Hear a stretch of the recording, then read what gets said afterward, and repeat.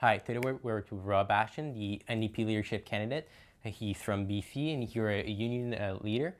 So you yesterday was the first leadership debate and you focused a lot on your experience as a union worker and as a union leader. To you, what is the main priority to kind of get union workers, a lot of them who left for the Conservative Party last election, to get them back to voting for the NDP? We have to prove ourselves. We have to prove to people that we're back as the Workers' Party.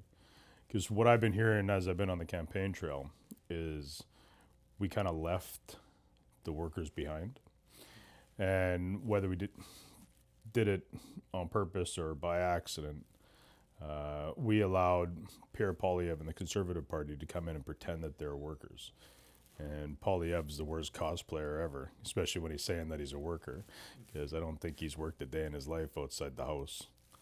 And so we have to prove ourselves. Like my union, what I represent is like we have a saying. I'll do it en français. Les débardeurs se battent pour les travailleurs. We fight for workers. We fight for everybody. That's what Longshore does, and that's where I come from. Mm-hmm.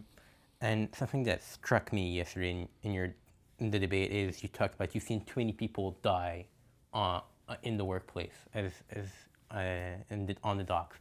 So how as an NDP leader you make workplace safety a priority in terms of whether it's laws, whether it's being tighter in terms of restrictions towards companies? Definitely. So workplace safety is an incredibly important piece. People forget about it because it's not sexy, it's not flashy, but we're talking about people's health and people's lives. And so the Conservative government a number of years ago changed the definition of what dangerous work is. And it was something, it used to be along the lines of, if it could hurt you or it could make you sick.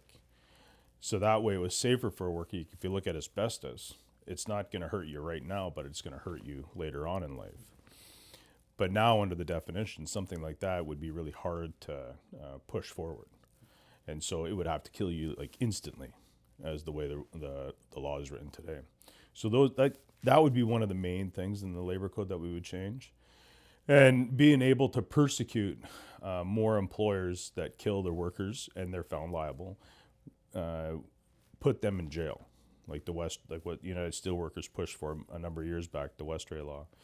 Because I think there's maybe been one employer, maybe two, that have actually done any type of prison time for killing workers, and that's a sham. Usually what happens is they get like $100,000 fine, a $200,000 fine, and you can't put a price on somebody's life. Mm-hmm. Yeah, and also yesterday in the debate, you talked a lot about kindness and kind of respecting other people, not leaving any group behind.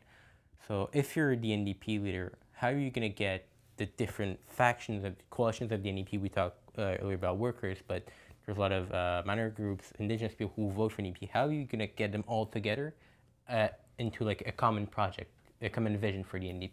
So maritime industries, I've been finding out throughout this campaign that a lot of people say this. I just thought it was the maritime unions, but a rising tide raises all ships, right? And so when we bring everybody up, everybody's lives get better. And so that's the type of stuff that we put forward in our jobs plans, jobs promise, our housing plan. It's about raising everybody up at the same time. Because if we're all standing together united and we're all caring about each other, we do way better. Because when we all punch with a single fist, rather than 1,000 little fists, we win the day. Mm-hmm. Like I got a tattoo of that on my leg, right? Everybody raising up into one big fist. Mm-hmm. You briefly mentioned housing, and I want to get into housing. The housing crisis is one of the biggest crises in the country. You mentioned about tripling the number of non-commercial housing in Canada. Mm-hmm. How would you do that as NDP leader, as Prime Minister eventually? So, good question. We would use, obviously, taxpayer money. to do what is right for Canadian citizens, because it's the responsibility of the government to make people's lives better. And so we would triple the amount of not-for-profit homes in this country. So, for example, co-ops. We would create more co-ops across this country for people to live in dignity.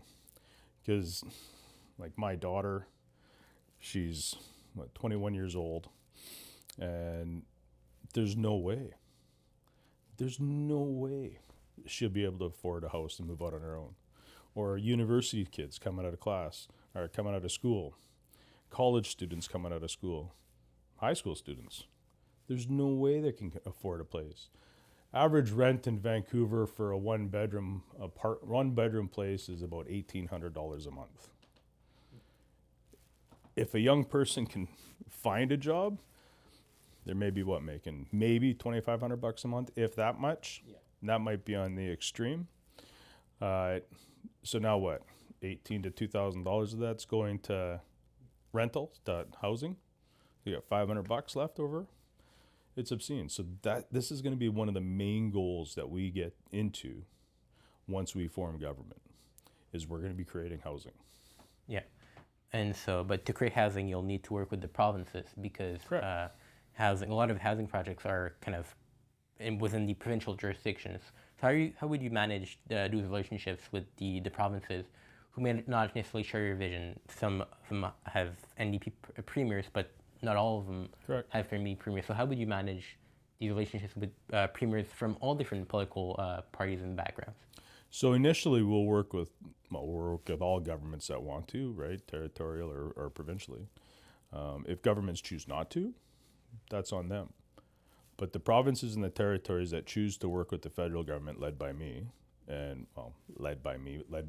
people of Canada, with me as their voice, the provinces and the territories that we're working with will prove to the other ones that what we're doing is right. Right? We'll be putting Canadian workers to work building the homes. We'll be putting Canadians to work producing the lumber for the homes, the nails, the tools. And this is the type of stuff. And it's like what's the movie, Field of Dreams? Build it and they'll come. Yeah. And so that's the plan with this. So, BC, we'll pick on BC and Manitoba. Both provincial governments are NDP. And so I'm assuming that those two governments will be working with us. And when we start building homes in those two provinces, and the workers and the families and the students and the people that are like disability, on disability payments or old age security, who are making like $1,600 a month maybe, when they actually have roofs over their heads and they have a place to rest their heads at night, and their homelessness gets hopefully down to zero, these are things that other provinces will want, and will prove to them that it works. That having a sense of kindness for somebody else in your heart while you're doing something good, hopefully that moves into other provinces and other territories. Mm-hmm. And so something else I wanted to touch on, you mentioned briefly being Prime Minister. So is the goal, if you get elected as leader of the NDP, to immediately gain power, or is it to gradually first get back official party status and build kind of a longer term project on a path eventually to having an NDP federal government? So I'm not going to BS you. When I get elected as leader of the NDP on March 29th, I think you have to have the goal of becoming Prime Minister, of taking your party, the People's Party, and putting them into power. But we have 7 seats. And so we have to have an understanding that realization is going to smash us right in the face. And so, yeah, we'll gain 50 seats. We'll get to 50 seats, maybe 100 seats. That I'm shooting for the stars, I know it. But I'm the eternal optimist.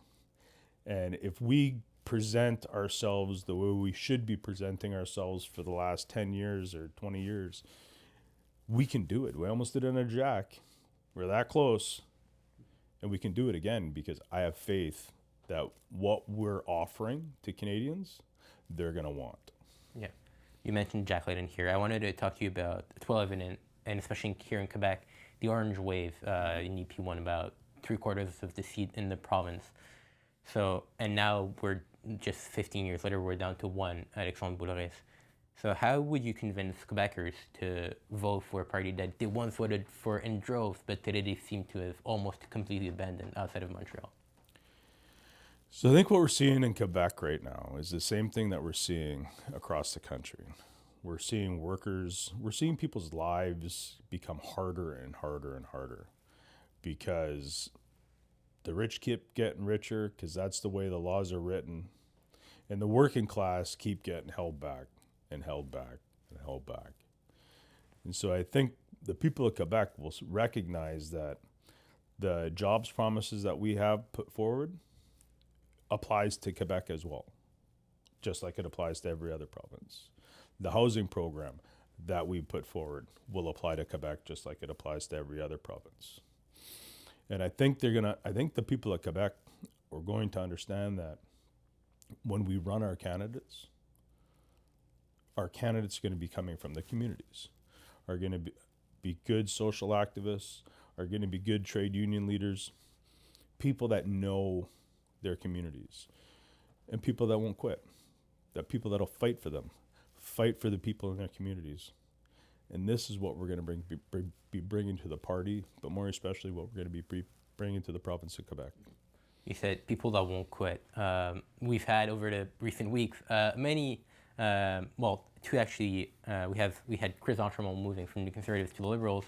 We had a couple of MPs resigning, and most recently, Stephen Guilbeault announcing he was resigning from cabinet over the recent deal between Alberta and the federal government over environment. So, for you, is there a way, for example, we're talking about Stephen Guilbeault, to get these kind of unsatisfied Liberals who've seen their party shift to the center or to the right, to kind of get them back in the NDP tent, or would you not accept them as floor crossers under your leadership? Oh, they come join the party, but you know, in the riding where Guilbeault left, we have Nima, and Nima is a fighter. Nima is like an incredibly strong candidate for that riding. So why would we take him? You go away. You ran for the Liberals. You decided to quit because you didn't like what your Liberal leadership was selling at the end of the day. So let's have another election. Let's put Nima in there who will represent the community, who won't quit fighting, who wants positive change. And I'd rather have somebody run in the riding, win that riding, and then have their place sitting on the NDP side of the house. Mm-hmm. Okay. So, and I wanted to touch on also what you said yesterday. You said Carney's more conservative than Mulroney in the debate. Oh, yeah. And with the Conservative Party also leaning more and more to the right compared to, let's say, almost a decade ago, there's a big space on the left and even the center left that's being occupied by not a lot of parties right now. So how do you federate all of these people who are on the left side of the political spectrum into an NDP? Well, that's where we belong, right? The NDP is a social democratic party, and that's where we're going back to, right? We're going back to where we came from. We're going back to fight for people, to fight against the ruling class. Because what we have here, what we've had for generations is a class war. It's them versus us. And for generations, they've been able to lie and convince workers and people that don't own the means of production that they're working for them. But time and time again, they prove themselves to be the enemy of the working class, both conservatives and liberals. And so, yeah, we're going center-left. We are that party. We're not a center party. We're not a center-right party. We're a center-left party. And we're going to take up that space. I also wanted to ask you about Indigenous relations. For example, come back to the deal between Alberta and the federal government for a pipeline going to BC and eventually the Pacific Ocean. For you, not just in terms of pipelines, but in terms of all kind of big projects. So what is the importance you give to the voices of Indigenous communities? Indigenous communities in this country have to have their voices heard, and they're a very important part of the discussion, if not one of the most important parts, because we're going into their territories. And then we have to have conversations with the communities overall about what those projects look like and what the damage that they could possibly do to the communities. And if the Indigenous nations are being given free, prior, and informed consent, if they say no, along with the community say no, then we have to abide by that. We have to listen to them, right? We have to say, fine, you don't want it, we'll figure out something else to do as a country. Mm-hmm. And so if there's no deal with the First Nations projects just not happening, whether it's a pipeline, whether it's more other cleaner types of energy or whatever, as long as there's no deal with the First Nations. There's no other way around it, right? Because we'll be working in their territories, right? It's just like with this backdoor deal that's happened between Alberta and the federal government. They've went to some back door and they've went, oh yeah, we're gonna sign this agreement, but they haven't talked to anybody about it. They haven't talked to Indigenous nations. They haven't talked to the communities. Nobody's given their 2 cents. That deal isn't worth the paper it's written on. So you have to get into these hard conversations with people. Mm-hmm. And the other thing I want to ask you is, there's 5 candidates that are running for NDP leadership. Why did you feel the need to run, and how are you different than the other candidates who are running? Why did I get into this race? I've been asked that about 4,000 times. And the reason why I got into the race is because I didn't see the working class being represented, right, anywhere in Ottawa. There's the 7 NDP MPs that are there. But we kind of, over the last few years, we kind of fell away for fighting for the working class. We wanted to kind of be like the other 2 parties, maybe not exactly like them, but start talking like them. And I came on board to say, I've had enough. We have to call it what it is. It's a class war. We're going to fight. This is the only war that members of the working class should ever fight in, is a class war. Because any other type of war is basically us going to the slaughter so some rich person can get richer. So this is a class war. That's why I'm here. I'm here to fight a class war on behalf of every Canadian in this country. And we're going to win this war. Sorry, I rambled. I missed the last part of the question. So, look, we have to do this, right? Why do I think I'm the candidate that can carry the day? Because I never grew up with money. I never grew up with power. I'm just like the other 99% that are out there. Every single day I go to work. I'm a longshoreman, been a longshoreman for 32 years. By the good graces of my membership, I've been representing them as president for the last 10 years. I've been a union rep representing them for the last 20. I go to work every day in my steel-toe boots. I was at the debate last night in my steel-toe boots. And when I get elected as member of parliament as the leader of the NDP federally, I'm going to go to work every day at the House in my steel-toe boots to remind me that this is a class war that we're fighting. And so I don't forget where I came from, not that I ever would. But we have to say enough is enough to do better for Canadians. Mm-hmm. And lastly, I want to touch on student activism. Concordia has one of the most active publicly active student bodies. In recent years, we had multiple strikes for Palestine. We had our teaching assistants go on strike last year. A couple years ago, we had strikes against tuition hikes. And so how would an NDP under your leadership work with student unions and student activism to kind of federate them and integrate them more into the party, into a common vision? So that's one of the things that I learned early on, is that the party never really did too much, from what I was told, with student unions or with NDP groups in the different colleges and universities out there. And that's something that we have to get back to. Like, you see the alt-right, you see the right-wing governments. That's what they do. They get into the colleges, universities, they pop up tents. We used to do that.